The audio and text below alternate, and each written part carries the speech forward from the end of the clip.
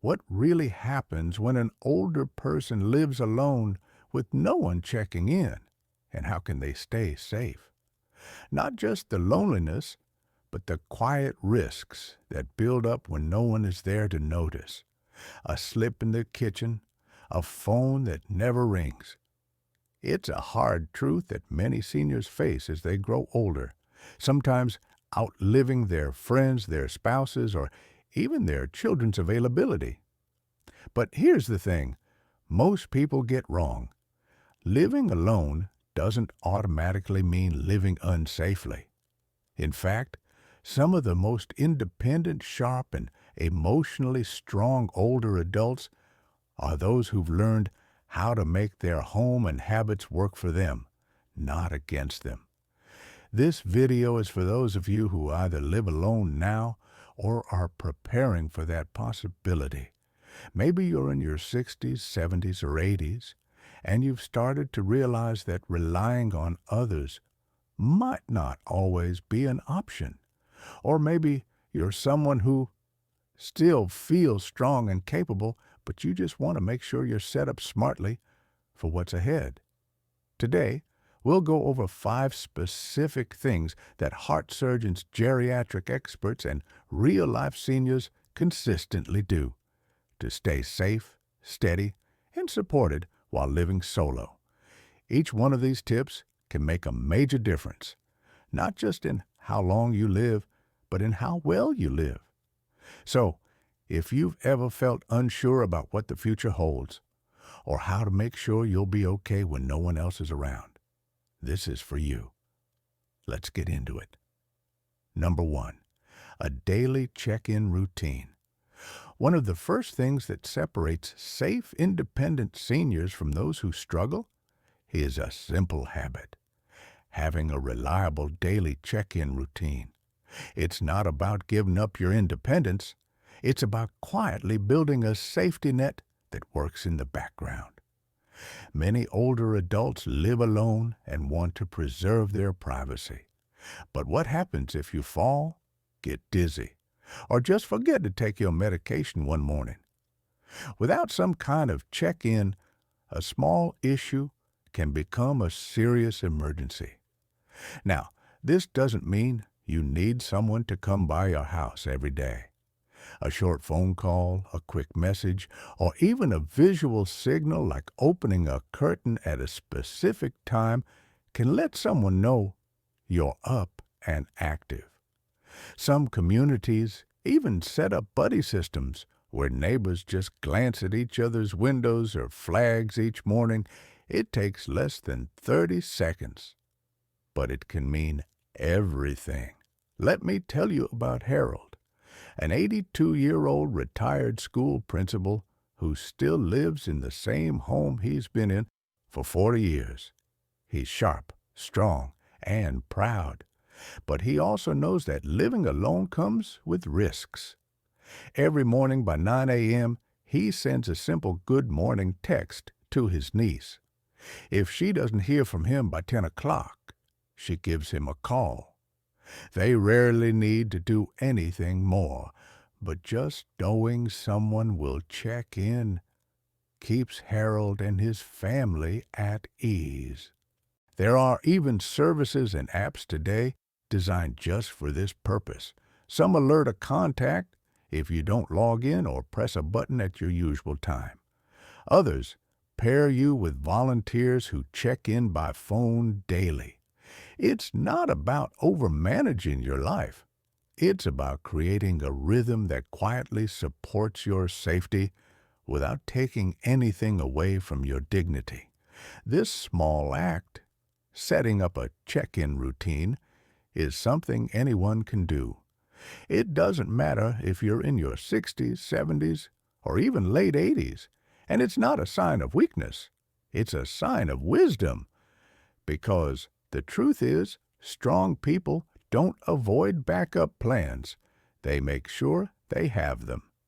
Number 2, fall-proofing your space. Most serious injuries among older adults don't happen outside. They happen right at home. And more often than not, it's not because someone is frail.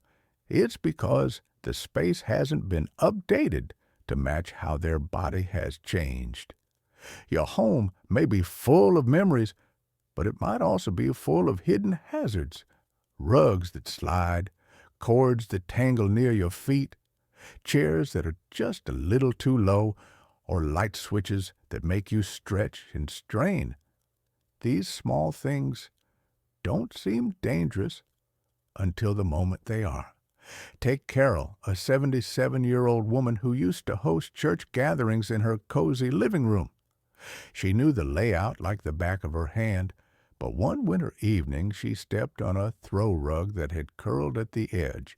She lost her balance and broke her hip. That one fall cost her 5 months of recovery and ended her ability to drive.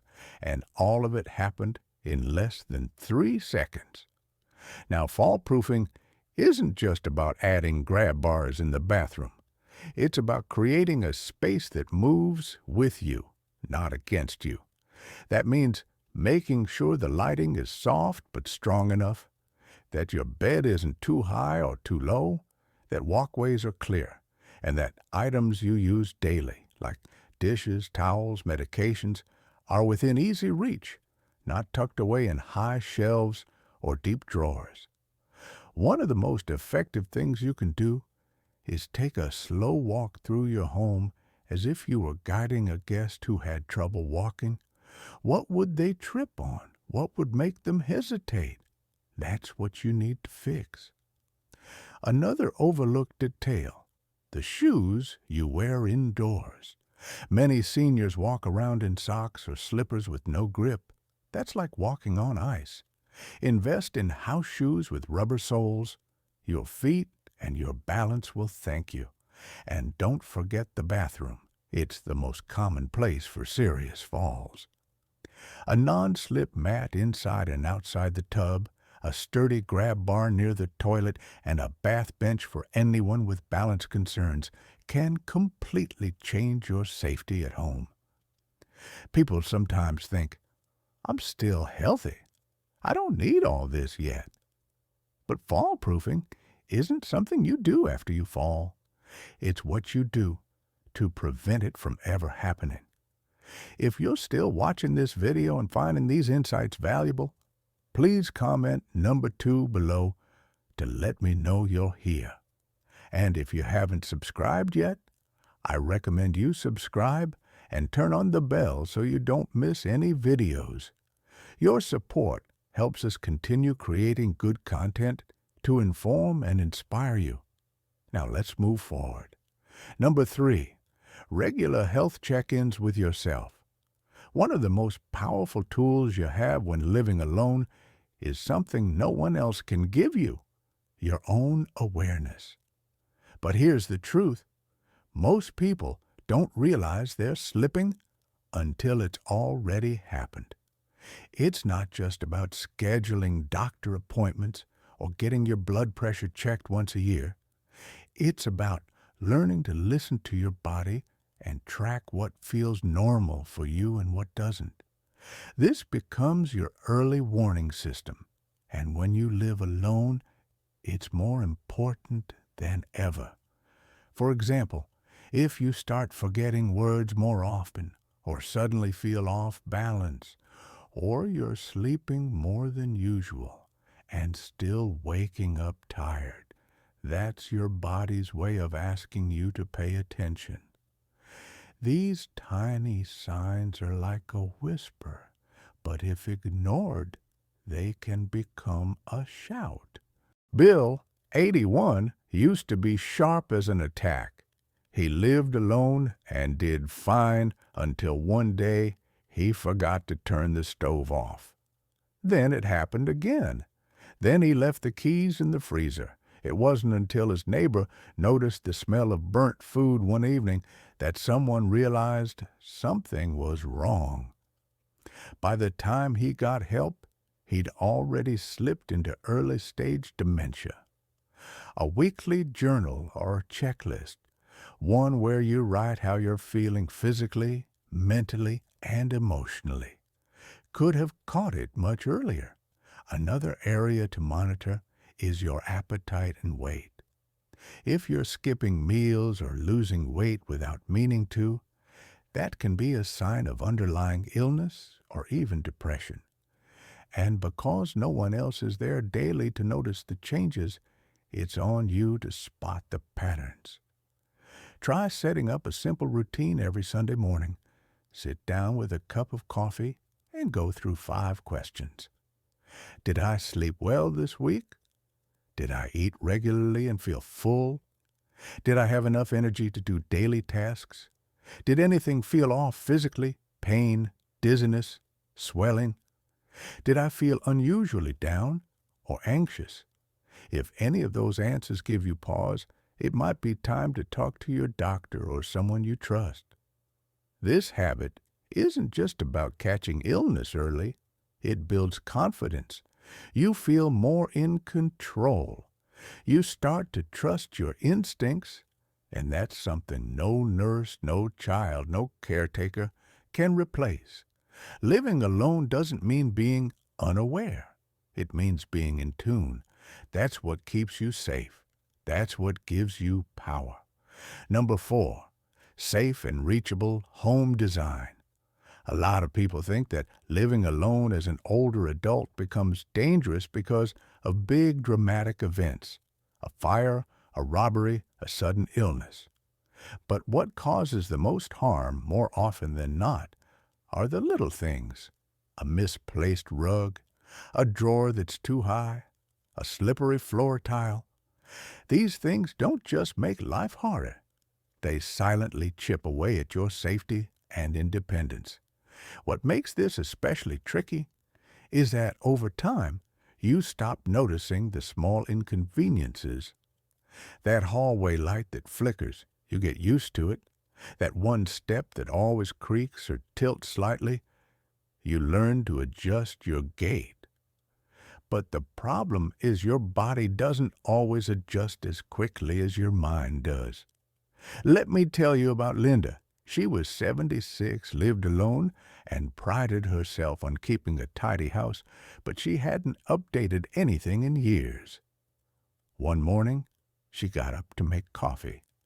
Her slippers had no grip, and the corner of a throw rug flipped up just enough to catch her toe. She fell hard.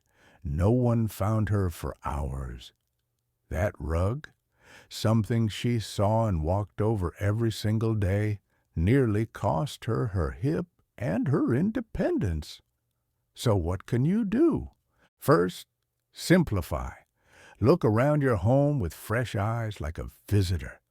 Are there cords stretched across walkways? Too much furniture in tight spots?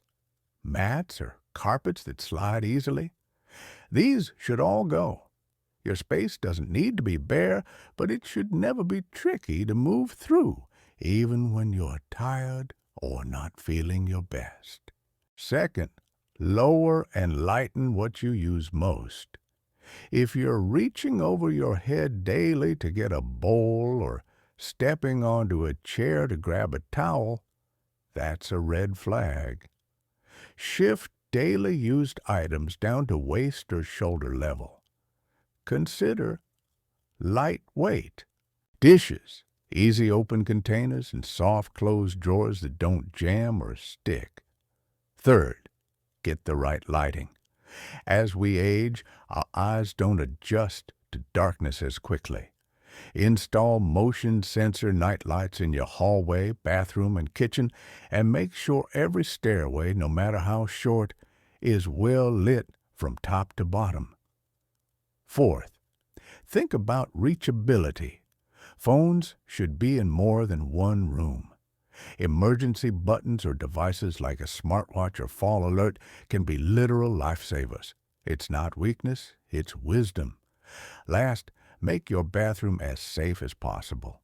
That means grab bars, non-slip mats, and a sturdy seat in the shower. These changes may not feel glamorous, but they protect your dignity. They let you stay independent. If you're still watching this video and finding these insights valuable, please comment number 4 below to let me know you're here. And if you haven't subscribed yet, I recommend you subscribe and turn on the bell so you don't miss any videos. Your support helps us continue creating good content to inform and inspire you. Now, let's move forward. Number 5, strong emotional and social anchors. Being alone doesn't always mean being lonely, but when you're older and living by yourself, emotional isolation can sneak in slowly and settle deeply. It's not always about not having people around. It's about not feeling seen, not feeling needed, and not feeling connected. One of the biggest dangers of growing older alone is losing your sense of purpose. You might go from a life filled with responsibilities, jobs, raising kids, community roles, to quiet days with long silences and no one to check in on you. And while some solitude is peaceful, too much of it can lead to emotional numbness, depression, or even memory problems. I remember a man named Gerald, 82, who lived alone after his wife passed. He still cooked, walked to the park, even did his own shopping, but inside he felt invisible. He told me once, "I could disappear for a week and nobody would know." That sentence stuck with me because for many older folks, that's not just a feeling, it's the truth. The good news is emotional and social anchors can be rebuilt. And no, it's not about suddenly becoming an extrovert or joining every club in town. It's about finding small, meaningful threads to keep you woven into the world. Start with regular check-ins, whether it's a weekly phone call with a niece or a daily chat with a neighbor. Put these into your routine like a vitamin. They don't have to be deep or long, just consistent. Consider volunteering, even from home, reading stories to kids over video chat, knitting for local shelters, or helping answer community questions online. Feeling useful is a powerful medicine. If mobility is an issue, explore online communities. There are entire forums, Facebook groups, and Zoom meetups for everything from classic movies to gardening tips. And yes, many are tailored to older adults. Another often overlooked solution: having a pet. For many older people, a calm dog or cat brings comfort, routine, and even reasons to stay active. Studies show that even watching fish swim in a tank can reduce blood pressure and ease anxiety. Lastly, get to know your local senior center or community programs. Many offer rides, social events, and meal deliveries, and often the biggest gift is the human contact that comes with them. You don't have to show up smiling and talkative every day. Just being there opens the door to connection. Loneliness isn't just a feeling, it's a health risk.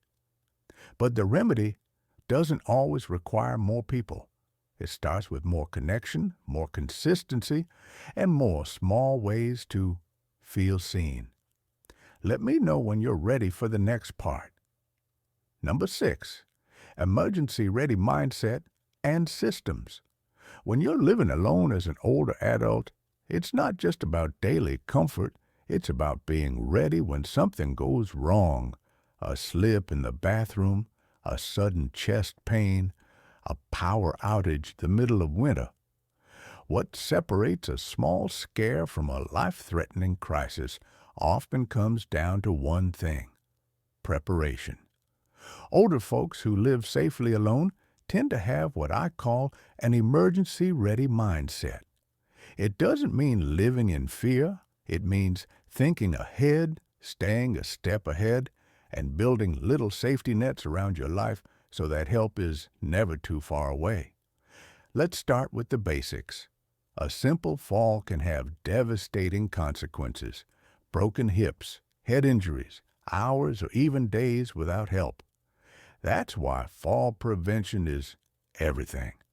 Non-slip mats in the bathroom, grab bars near the toilet and shower, well-lit hallways, furniture placed with walking paths in mind. These might sound like small things, but they could be the difference between walking freely and lying helpless for hours. Next, medical alert systems. This is something too many people delay thinking, I don't need that yet. But these devices have come a long way. Some look like watches. Some detect falls automatically, even if you can't press a button.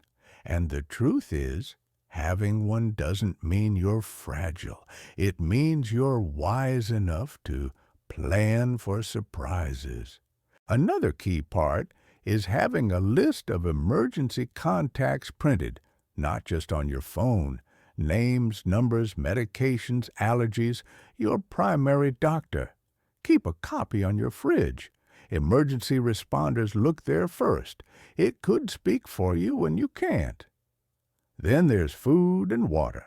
Every home should have a few days' supply of non-perishable food and bottled water. Not for doomsday, but for that snowstorm or if you're too sick to go out. Add a small flashlight, batteries, a backup phone charger, and you've got the makings of a simple emergency kit. But the most powerful tool you have, a trusted neighbor.